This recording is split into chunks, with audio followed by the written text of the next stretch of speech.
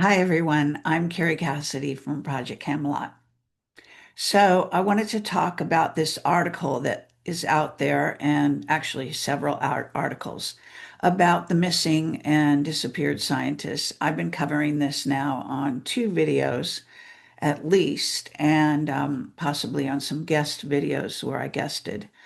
But the thing is that there's more to the story, and I am sort of making my way through it to determine what is really going on here because normally we do have people die. They are dying associated or disappearing associated with being whistleblowers, being people that have information that are going to go to court, etc. This kind of thing happens. These people get eliminated before they can testify. Then I have my whistleblowers, many of whom, and I thought I might go through a list and show you which ones were questionable deaths. So you've got questionable deaths of whistleblowers as well. You've got people that are silenced in various ways that we don't even know. And we've got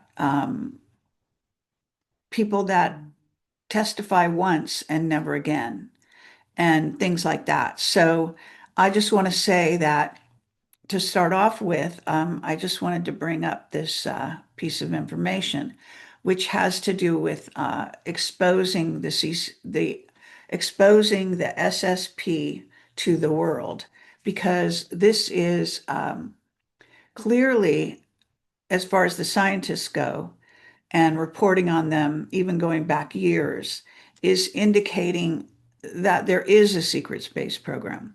That Congress, when they're asking if UIPs exist, are being actually disingenuous or they're really stupid and completely not read in. So you can tell by Burkett more than anyone else that there's a great deal of truth to the story about the SSP secret space program. And there's more than one, of course. And so we're talking about people who come forward in one fashion or another, either on a video being interviewed or in a more clandestine way, or just talking to friends on the phone, and then suddenly they've disappeared. The list of disappeared, murdered, taken off planet, to underground bases, going black, et cetera, even to the Stars Academy, Hal Puthoff and that group, their To the Stars Academy organization went black. Okay. Now they say it's defunct or it's no longer in operation. That's always a way to hide something. So that actually is happening all the time. You're getting projects that are doing very well and then they disappear. And the reason they disappear is not for failure of exposition or whatever. It's just that they are being taken out. Okay. They're being taken under, going black, as we call it. I have many witnesses that have gone black. I could probably go through a list. Anyway, so then I want to talk about this one thing that has to do with this picture that I'm trying to paint here that has been going on for decades. And I can also open this Daily Mail website post and give you a look at that just for those people that probably haven't paid much attention. Because this actually could change everything.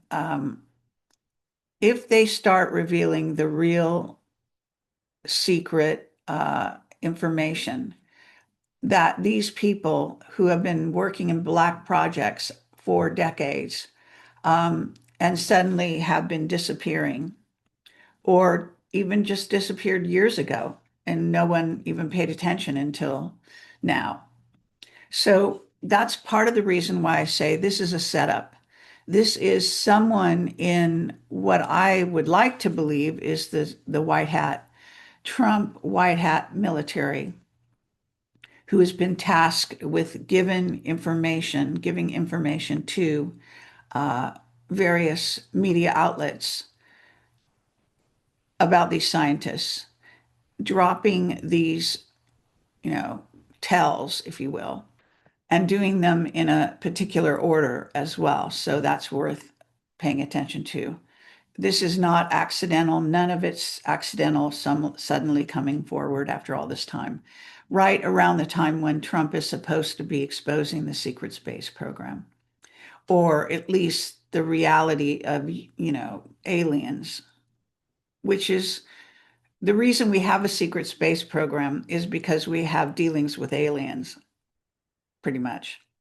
And if you go off planet, you're going to deal with aliens. And if even just sitting here, we've been invaded, hundreds of, maybe millions of times over our history here on this planet.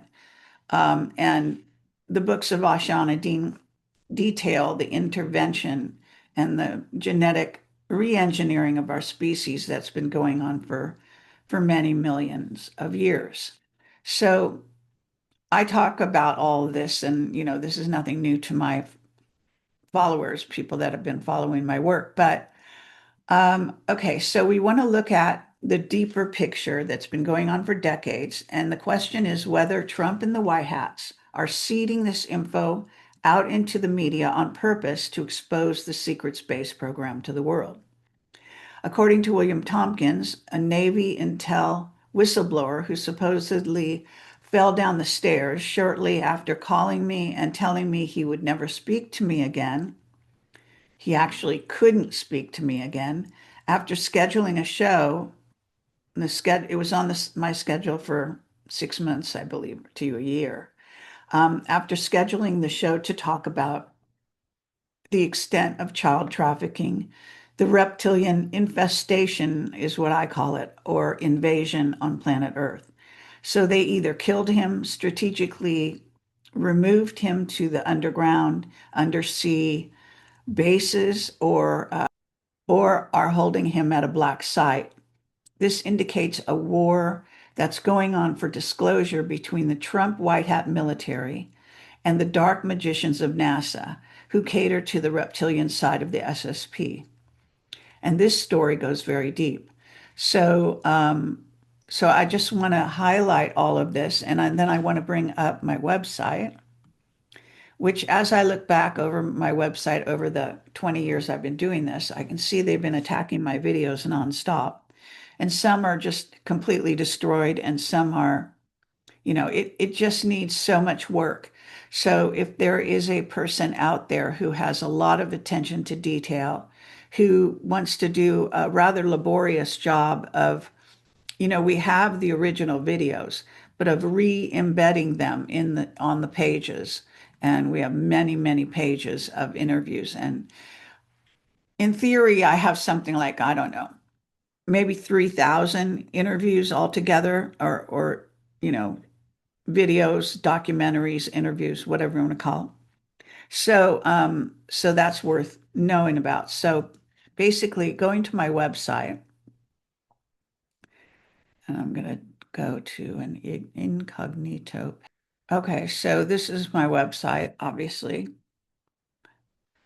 and feel free to donate if it occurs to you, or get on a regular. It's really a donation sort of contribution thing where you subscribe and become a member, and that is as low as $3 a month if you sign up yearly. So it's less than the price of a latte, basically. Uh, okay, so going back to this page and to try to show people, if I can. Okay, so I have many, many whistleblowers, obviously. I'm just going to go through a few to start out with, because what people don't know, or may not know, is you don't know when somebody's been killed. You don't know because of the way they do it, the various ways in which they kill whistleblowers or eliminate them or silence them. Sometimes they do, like this woman, Amy Eskridge. she was harassed before she was killed. So she had a heads up somehow. Maybe they were hoping to silence her instead of kill her. That's always a possibility. So obviously, very smart, very talented, and lovely. Very sad to have someone like that killed, or anyone killed for that matter. So going back to my website, and sometimes you don't even know when people have been killed or disappeared. You just lose touch with them. And then if you don't investigate, you might not know that everyone else also lost touch with them. And that is a disappeared person as well. So just bringing this up, John Lear, he was seemed to be getting quite a bit older, but he also had some debilitating health issues that could also be a targeting. Clifford Stone died, mysterious circumstances, I believe. Norm Bergram,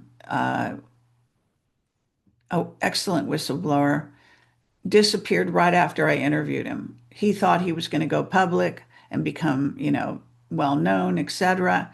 And the opposite happened. He disappeared, and so did all his um, work, as far as we know. Um, William Tompkins fell down the stairs, called me on the phone after being, again, setting up a date and a time to the night before the interview to say that he could never speak to me again. And then shortly thereafter, I heard that he fell down some stairs and died. So I don't think he did. I think he was probably taken off planet to a colony, or he was put under in an undersea base, an underground base, off-world city, whatever they decided to do with him, you know. Robert Duncan O'Finian, as far as I know, he's still alive. I haven't gotten word that he's not. Gordon Neville had some kind of toe injury, went into the hospital, spoke to me probably the night before he died, and suddenly died. Mysterious circumstances. Um, Valery Uvarov, I believe, is still alive. He is a Russian. He was head of the Weird Desk, what we call the Weird Desk, that Ron Pandolfi was his counterpart in the CIA, who is retired but still alive. George Green died of mysterious circumstances, medical issues. Um, Funny enough, George used to call me and would talk to me all the time about his wife and all her medical issues, but he's the one that died. She's, I believe, still alive to this day. Um, Ashiana Dean, she's still alive, but she is very, very private and very keeps a very low profile out there. So most people don't even know who she is, I would say. Um, David Adair, he's alive, but he's no longer answering emails. I think there are a few people he's allowed to talk to. He did a number of very cutting edge interviews with me, highly recommended. They're on my website, but he has actually gone quiet, at least as far as I know. And I've been told by some other people that they can't reach him. Okay, so Captain Mark Richards, of course, was thrown into prison for like 38 years or something crazy like that. He's still alive, but he has now disappeared. As far as I know, I think he's still in prison, but I'm trying to get verification of that. I simply don't know. I do know that I published a one sentence statement that he made about Three Eye Atlas, saying that we would use all possible force if necessary. It doesn't say that we needed to, but it does hint at the fact that Three Eye Atlas is not benign, which of course it's not. And I've talked about this quite a bit in articles and videos. Um, okay, so continuing through my website as it happens. Jordan Maxwell died. Again, strange circumstances, not sure exactly how or why he died. I think he wasn't that old, so we just don't know. Uh, Peter Paget is still alive. He worked for the Queen as an agent for, a zillion years. I imagine he's still involved with the royal family. It's a wonder that he didn't know that they were all pedophiles and reptilians because he was quite psychic. Michael Shrimpton is still alive. Jay Widener is still alive. Ole Damagard is still alive. And thank God these people are still alive. Miles Johnston is still alive. Kennedy, Jim Mars, who was listed here on this interview, he has passed, and again, don't know if what the circumstances were. Sometimes when people pass, they do come and visit me, and Jim Mars came and visited me after he passed. Richard Allen Miller is still alive. Simon Park's still alive. Gary McKinnon, still alive but gone to ground. So he's not out there talking anymore. I got one of the most, I think, honest interviews he did when he was discovered and before he went to trial. So he was heavily leaned on him. Was one of the first whistleblowers that really they tried to, oh, um, America tried to bring him over here to put him in a high security prison. His mother went to bat. They had lots of, they were sort of embedded in the music community in the UK, and that's quite a tight community. And she was able to get his situation mitigated through certain means. But his agreement is to not come forward since then. Jim Humble, I don't know if he's still alive, but he was heavily leaned on and targeted. Michael Prince is alive, but he got thrown into jail, prison for years, got involved in some nefarious stuff. And Max Spears is dead, and I was there on the phone actually at the time when he was dying with the people at the site. They were using black magic to try to keep him alive and were not successful.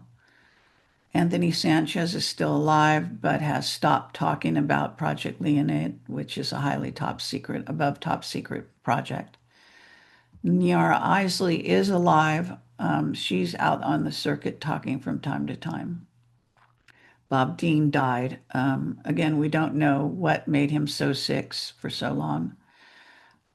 Graham Hancock alive. Jordan Maxwell has passed. Pete Peterson, first they killed his wife and then they killed him. Brian O'Leary escaped the United States because they targeted him and then eventually gave him fast acting cancer that died within a year of diagnosis. Leah Zagami is alive, and he changed sides, apparently. He's now working for the good guys. Not sure what his circumstances are. Richard C. Hoagland is still alive. Bill Hamilton, I think he passed on and I don't know why. Dan Sherman, he is still alive. Dan Burish is gone to ground, as they say, and they've really messed with my interviews with him, which tells me that there was a lot of good information there. We're trying to salvage these interviews, as I say, and trying to find someone who can fix our website, which is in a sad state of affairs. Michael St. Clair, don't know what happened to him. Gordon Neville, as I've told the story already. Ralph Ring, I think he's passed on. He was harassed by the military. Jim Sparks, don't know if he's still alive. Anyway, you get the idea. So that's. Hi, everyone. I'm Carrie Cassidy from Project Camelot, and I wanted to talk about the passing of David Wilcock, or the fact that he might have faked his death. and what the ramifications are of these scientists that have been coming out on a random, seemingly random or strange list, starting with McCasland, because there's a media leak going on and it's orchestrated. And I just want to make sure that people are up to speed on that because this is not a random list. If you had followed my work going back 20 years, then you would know that whistleblowers are dying on and off of some of the same causes, murder, disappearance, just going to ground, as we call it, going black, being part of projects that never, supposedly go anywhere, but actually do go black because they are successful and you think they're not.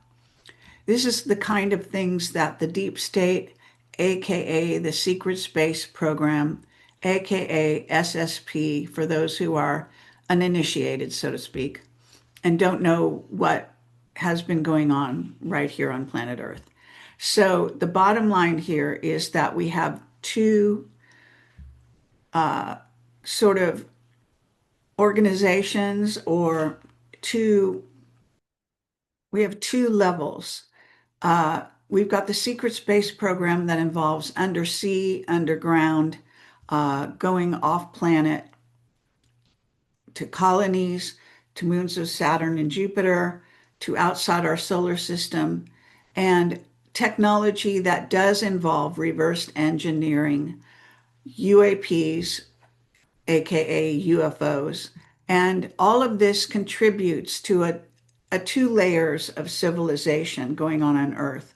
One layer is the one that you see every day around you that has old technology that goes to planets or attempts to think about going to planets like Mars and the moon in a tin can with rocket fuel going back decades.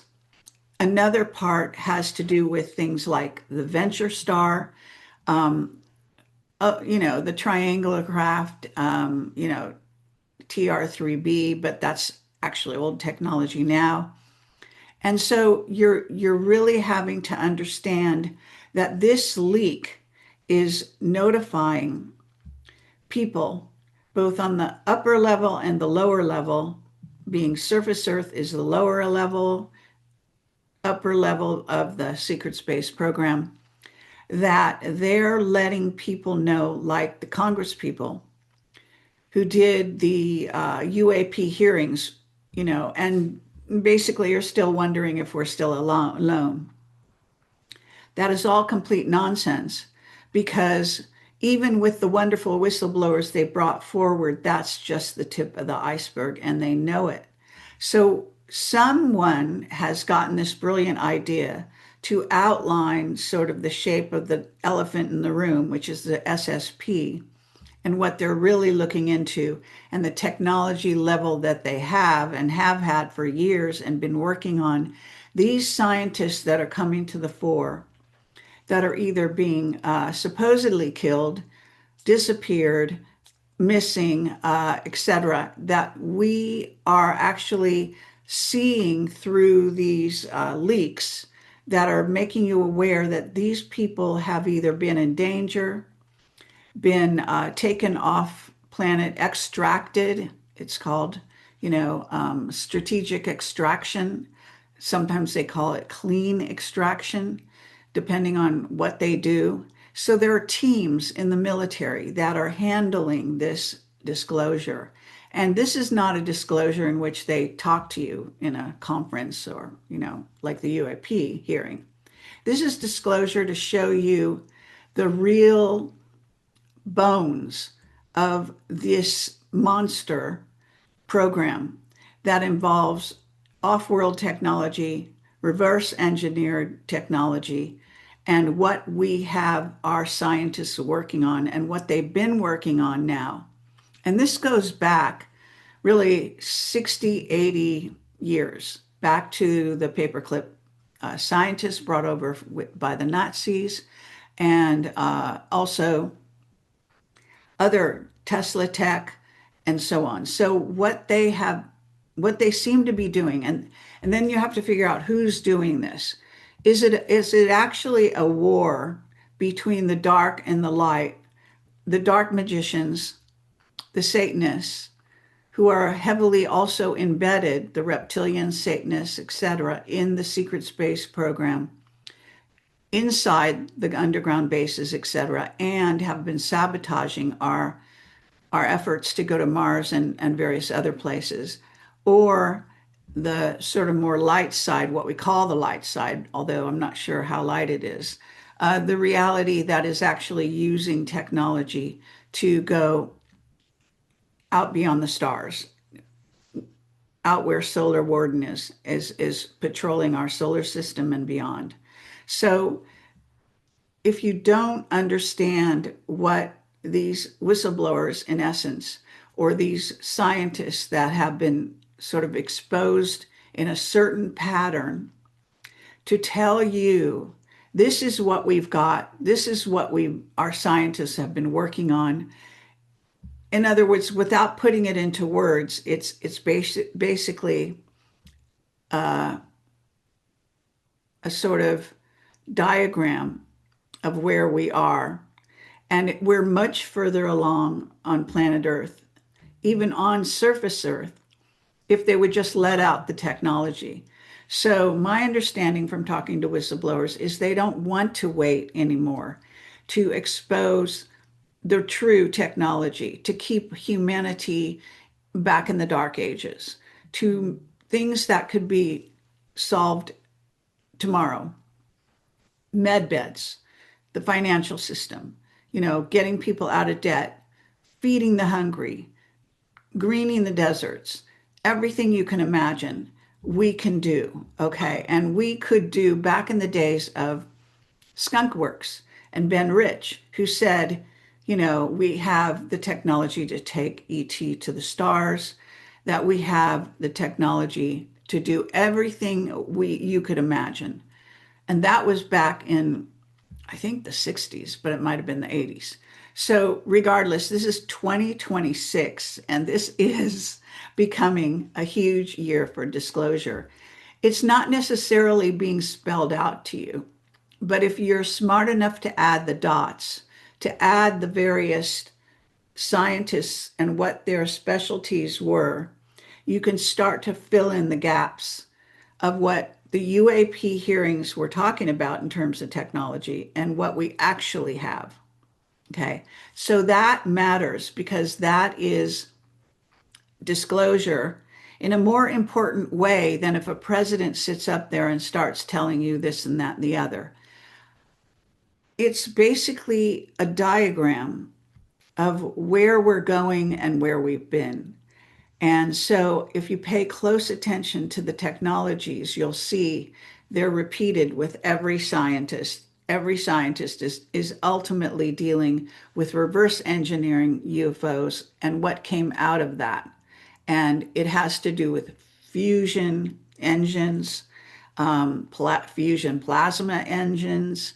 In other words, all the technology that is in the secret space program, underground, undersea, being taken off planet, and it's in use right now. So it's not just that these scientists have been working in that area, but they have built the tech, taken the technology and converted into usable craft, etc., and going off planet. And you are not party to that, okay? And you are not benefiting from that, actually. So the secrecy has been killing us. It's been keeping us back in the Stone Age. And people like Elon Musk, who is a limited hangout, who is using old technology to talk about going to the stars when he knows damn well that we have technology that will jump in space, go through wormholes, portals, etc., go through stargates. We are dealing with ETs that are doing all of these things as well. So some of those ETs are friendly and some of them are not. And they're not demons. Demons don't have bodies, okay? These ETs are actually races of beings, just like humanity. Humanity is a hybrid race. These other beings are also hybrids in many cases, if not all. So that means they may be a combination of humanoid and reptilian, a certain kind of reptilian. They may be positive or they may be negative towards humanity. So when we say positive or negative, it's always from our point of view. How are they treating us? And then there's AI. And we had, last time I talked to Captain Mark Richards, who's now basically I've lost contact with. And I can explain that in a minute. But he's basically talking about the technology that has to do with going off planet, going to other solar systems, dealing with other beings, and these beings, again, being either on the positive side or the negative side with respect to us and our position on Earth and Earth itself. So while you bicker among yourselves as to what's true and what's not, even with the death of David Wilcock, if he indeed died, which I think he was suicided, that means he, in essence, faked his own death, most likely. And that other than that, it's a murder. So there should be a murder investigation. But the bottom line is that David Wilcock would not kill himself, and I'll explain why. But first, let me say this about Captain Mark Richards, why I've lost contact. I posted one line from a text that I had been exchanging with him on an iPad type thing that connects to the prison and that they let the prisoners use. And he basically said, we will use all force necessary to deal with Three Eye Atlas. That sentence appears to have caused a rift to where he was not supposed to say or disclose that much. Now, I have gone into depth on other videos and explained my point of view of Three Eye Atlas. I worked with David Sereda initially and Jimmy Blanchett, and basically deduced based on his evidence that he was showing me, that was the positioning of Three Eye Atlas as it went through the trajectory in the solar system on its way past Earth, behind the sun, over by Mars, and now over by Jupiter, and now it's on the sun, the opposite side of the sun. So the sun is not interfering, I guess, to some degree in what it is trying to do. And I believe it was called in by the Israelis, who are run by the Anunnaki, who I've talked about many times. And they were chosen by the Anunnaki to fulfill certain destiny. And they occupy a certain area in the Middle East that's very central in terms of the stargates.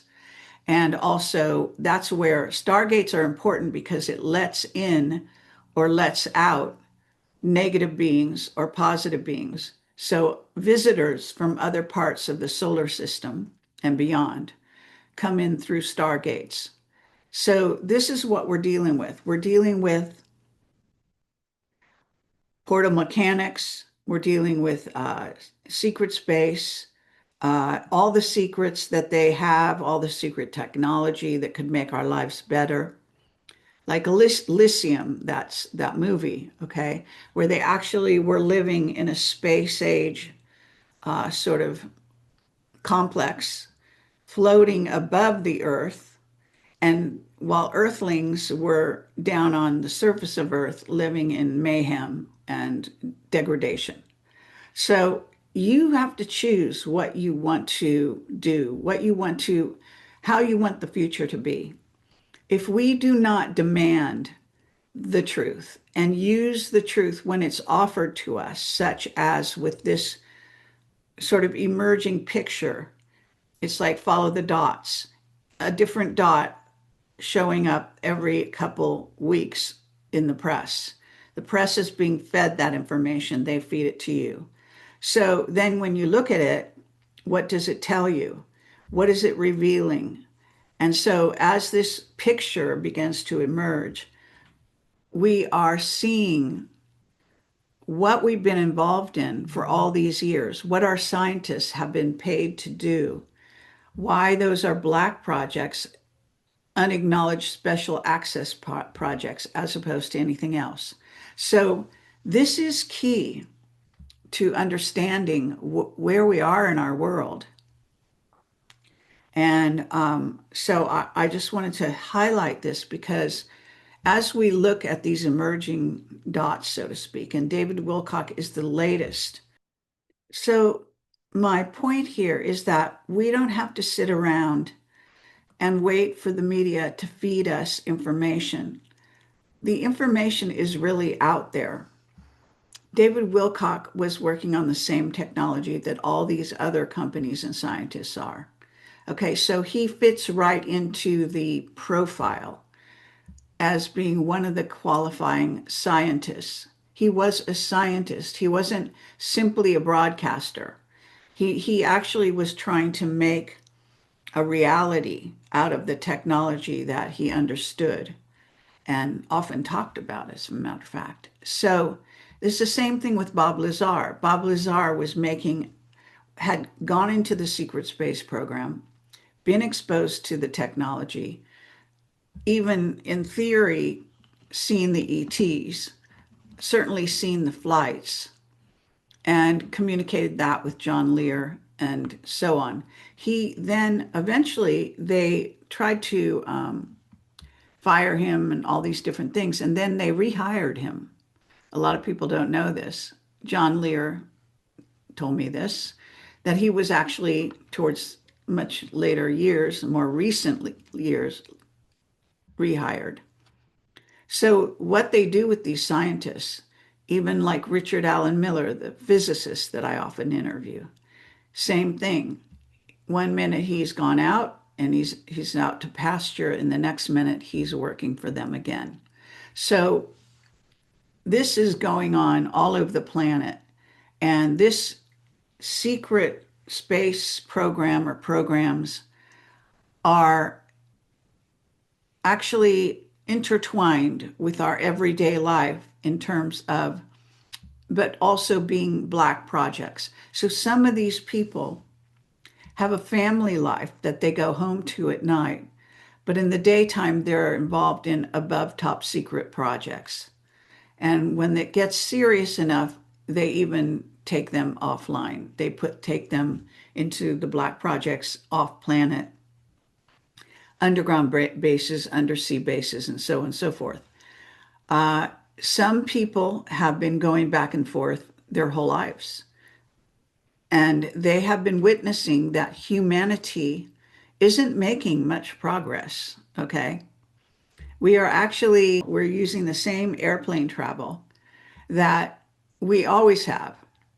It's ludicrous, although now those planes are actually using free energy mixed with some kind of, I guess, other fuel to propel themselves through the skies because they don't have the money to pay for, regular fuel. So, but people don't know this. They don't know that planes are arriving much sooner than they thought they would as a result of this concoction.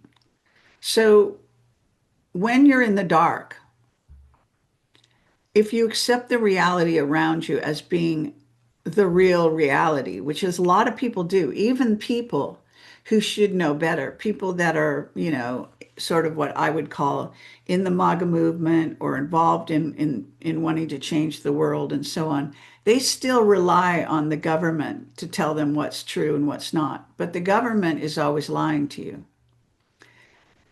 The government and those who are on the negative side of the secret space program have a vested interest in keeping you stupid so that you don't rebel, so that you don't understand what's really going on, so that you're in denial about the fact that we have contact with other species going out into outer space. The flat earth thing is a psyop. It's a psyop to keep you limited. And it's really taken off. I mean, people are just really into that. But they don't realize that what they're doing is limiting their understanding, their deeper understanding of 4D, 5D, and so on. Now, I just want to talk about David briefly here because David was dedicated to the idea of ascension. That's what his books were all about. So he fully and completely dedicated his life to talking about ascension. And that obviously was his goal, his life's goal. So he would not kill himself because that would stop his ability to ascend. Okay, it would sort of send him down a few rungs in terms of your earth trajectory.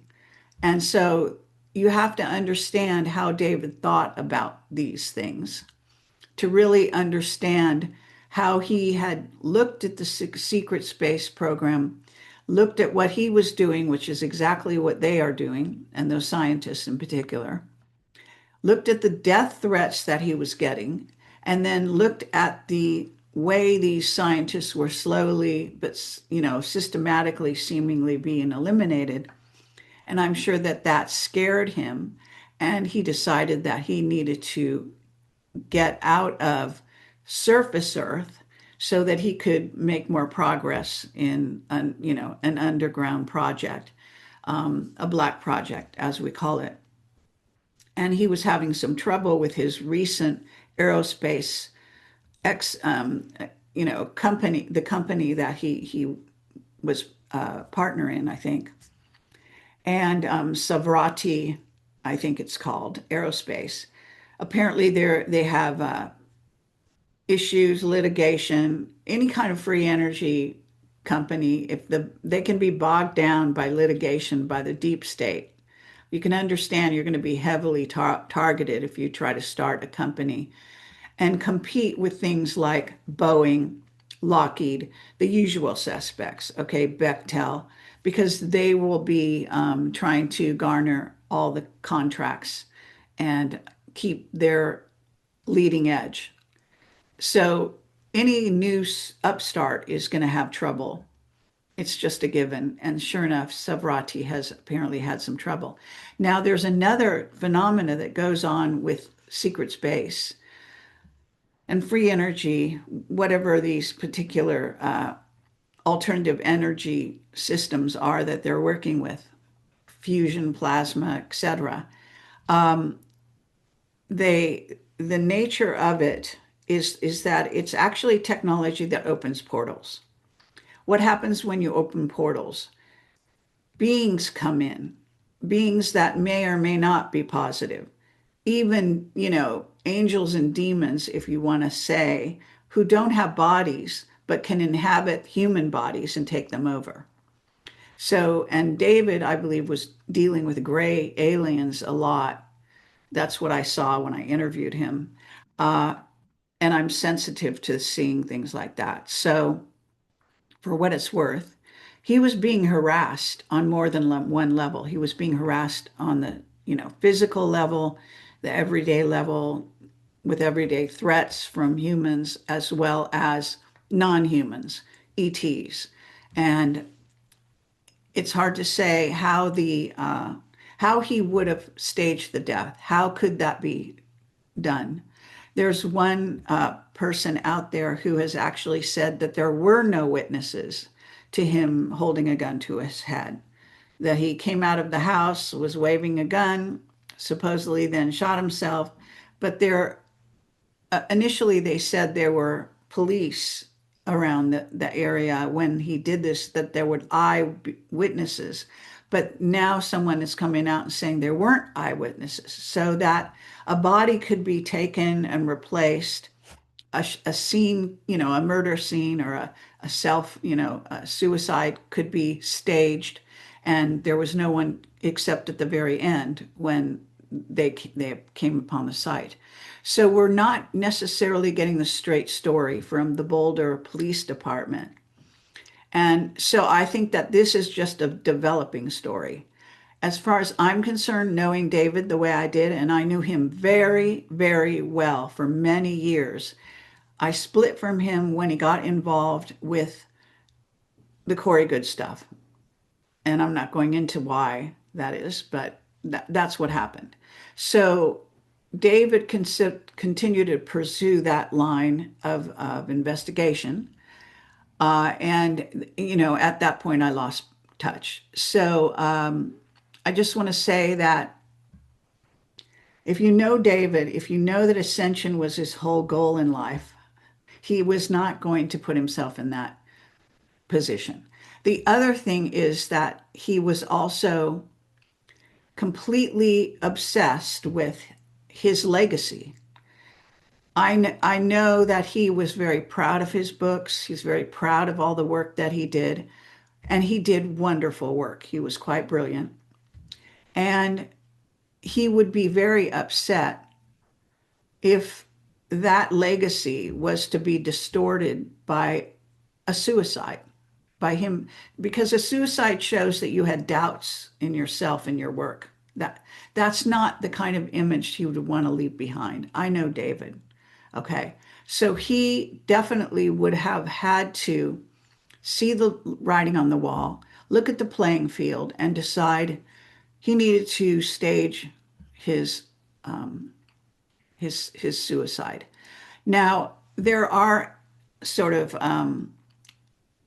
indicators that he was setting the system up to accept that he would be sort of crazy enough to commit suicide.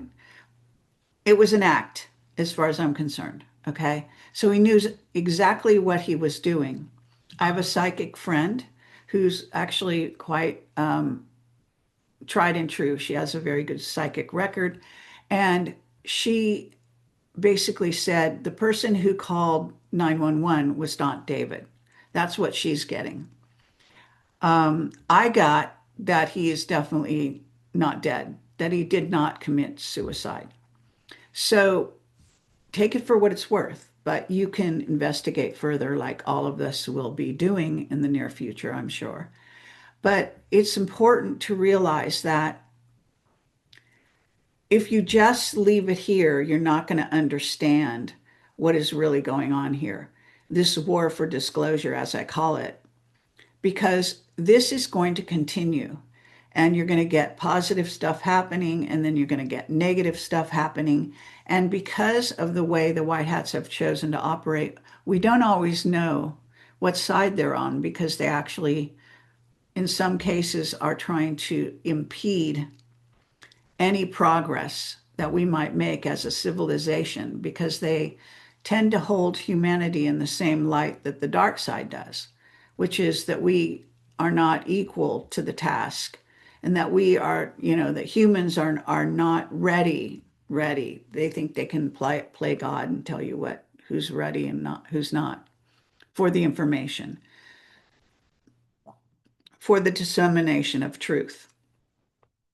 Now, I think that's gradually changing in their methodology and in their approach at this time. I believe that they can't stop it. That's actually what's happening. These so the sun is involved in stimulating the Schumann resonance. You may be seeing those reports that come through on X showing daily the Schumann resonance lately has just been off the charts. When the Schumann resonance is off the charts, we are given light, which is truth and knowledge, coming through the sun. It's actually brightening our world and our consciousness. And it's kind of like you could think of it, it's like food. They often have said, you can stare at the sun and get wiser because the sun is bringing in intelligence. Light is intelligence. It's not the same thing. So understanding that we're in a threshold now and we're going to make it through this. But it's very important that people don't buy into the party line. Don't buy into that this is a suicide by someone who didn't believe in suicide. That's a fact. He did not believe in suicide. So understanding that he had big plans for the future. And I've actually had dreams of the future in which he was successful at bringing his technology to the fore. So he was a very troubled, conflicted perhaps, but he had certain very strong, I guess you might say, foundation in what he wanted to accomplish here on Earth. And I don't think that he would have sat around and allowed himself to devolve to the point where he would commit suicide.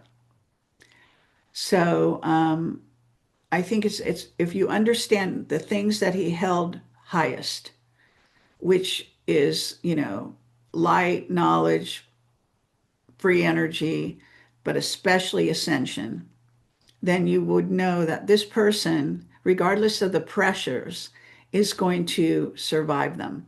And that somehow either his so-called suicide was orchestrated against his will or he was part of it and faked his death.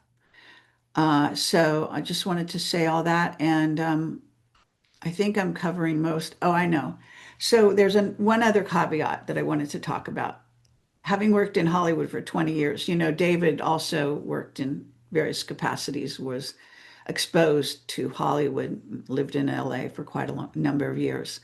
And it's known in Hollywood that you can decide, a star can make a phone call. It's just a phone call.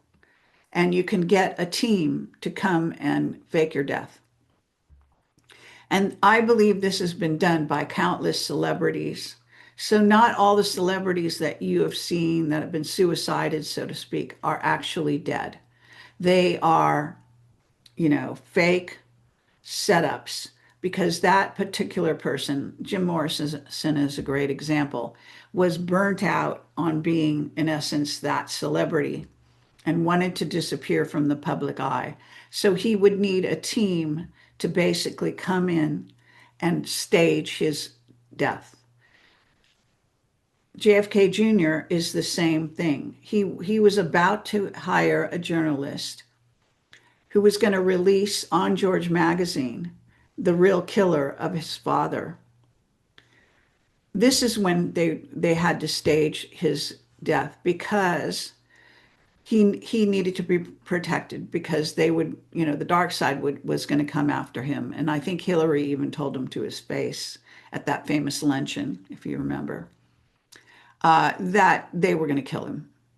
So the Secret Service that surrounded him had no choice but to stage his death and the death of Carolyn, of course, and his sister, Caroline. So understanding that when this happens, when you get, you have a faked death, it allows you to have, to become another person, to, you might have to wear a disguise out in society. But for example, JFK Jr., is very good at that. And he was already proven to be a good actor and able to deceive the press, even when he was known and he was operational in normal society. Since then, he's made an art of it. We have many pictures of the various individuals that he's played, the bald Secret Service agent. There are various ones. 107, of course, I've talked about, and that's who he mostly is, wearing a huge disguise, top to bottom, head to toe. But this has gone on now for, if you think of, I think that the supposed death was 1999. So since 1999, okay, let's just say 26 or 27 years, we're talking about hiding to protect his family. I don't think that that is really the way to live. And I also think that his soul has been sort of tied up in, it's like being bound and gagged for your whole life.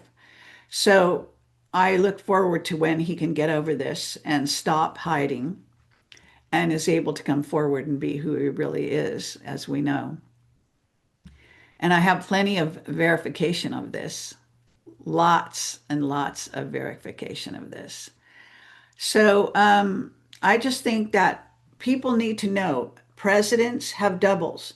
The President Trump you're seeing at Mar-a-Lago, in most cases, is 5'8", slightly pudgy, and that's not President Trump. President Trump is 6'3", and I think he's spending most of his time, I have no idea for sure, but probably in places like NORAD. So understanding that we are seeing, they call it a movie, but it's affecting your life. Your decisions at this time are still your life decisions, okay? And this time is precious for you, just as it is to David Wilcock, as he said. So I suggest that you try to see through even the programming that you're getting, regardless of who's giving it to you. It's not a movie, it's your life. And so you have to decide what to do with it and how much truth you want to see and how much truth you want to share, because the truth indeed shall set us free. And those are some of the most powerful words ever written, and they're absolutely true. Anyway, thank you for watching, and have a good day and a good life.